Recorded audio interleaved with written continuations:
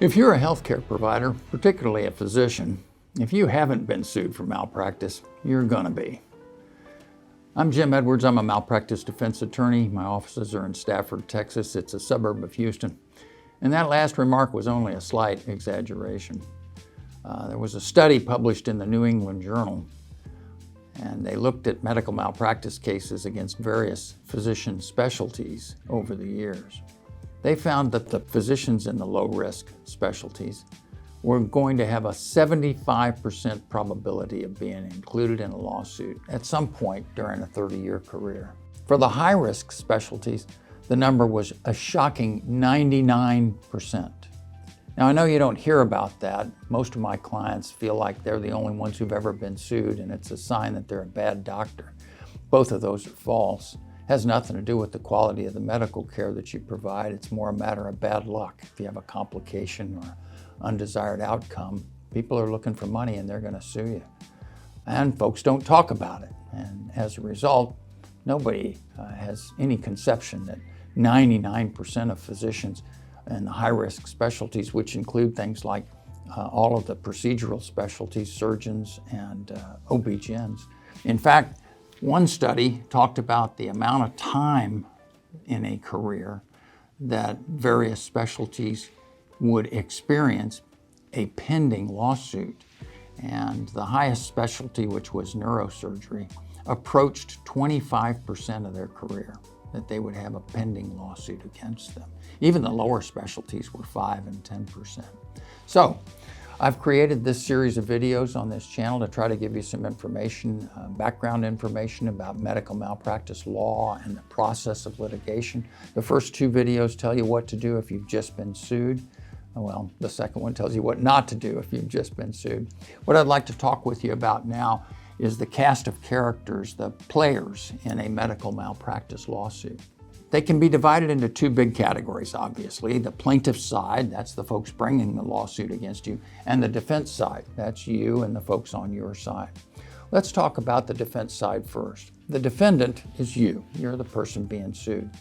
But in most of these cases these days, I'm seeing multiple defendants, multiple doctors being sued, hospitals being sued, nurse practitioners, physician assistants, even techs being sued by name. Those co-defendants can be a help or a hindrance to you. In some cases, the co-defendants are your best friend if they're stand-up people and they don't try to throw you under the bus. In other cases, they can be a real problem. So on the defense side, we start out with the defendant, you, and the co-defendants. There's the lawyers representing you and the co-defendants. You will have a lawyer retained by your medical malpractice insurance company to defend you and to run the litigation. The next video talks more about the details of the difference between the insurance company retained attorney and a personal counsel and the relationship of both to you. But in any case, you'll have at least one lawyer representing you and defending you in the case. The co-defendants will have lawyers as well. And those lawyers, again, they can be your best friend or your worst enemy. There's one here in the South Texas area that I know if she's involved in the lawsuit, they're going to stab my client in the back, even if it doesn't particularly help them. And then there's several others here who I know are going to be helpful and try to maintain a united front as much as possible. Now, also on the defense side, we will have an expert witness or expert witnesses retained. Folks that you don't know, so they can't be accused of testifying in support of you just because they're your friends. But people of your own specialty who will review the case, study the medical records, read the depositions that are taken in the case, and render an opinion, hopefully supportive of you. If they're not supportive, we'll try to find someone who is. If we can't find anybody who's supportive, well, that's a time to think about whether or not you might want to consider settling the case, or I've gone to trial lots of times with just my doctor as my only expert. Now, in addition to the medical expert witnesses on the defense side, sometimes we'll hire additional expert witnesses, such as an economist or a life care planner, to counterattack against the plaintiff's economist or life care planner, whose job it is to run up the damages in the case. Now, on the plaintiff's side, you have the patient, or if the patient is deceased, it'll be a family member, and the plaintiff's lawyer, who will be heading up the litigation on behalf of the plaintiff.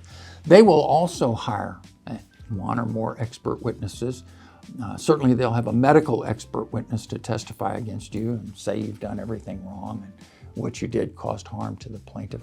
But if it's a big case, a case of significant damages, they may well hire an economist and a life care planner to kind of fluff up those damages as much as possible. In addition to the medical expert, they'll have these additional experts, just as we will on the defense side as well.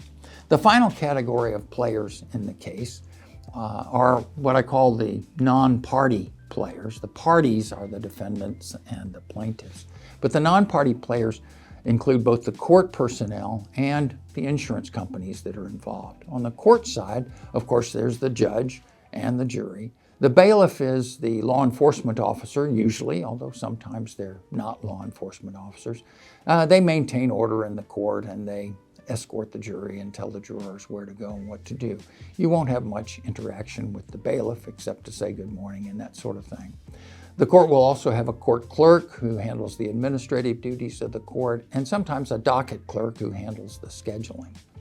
Now, the insurance companies, all of the defendants these days usually are insured for medical malpractice, and so they have insurance companies that are involved in the decision-making process on their side. So that's the players in the case. Those are the folks that you'll be running into if you've been sued and as the case progresses. In the next video, I'll talk to you about the relationship of you and your insurance company retained lawyer and your personal counsel if you choose to have one.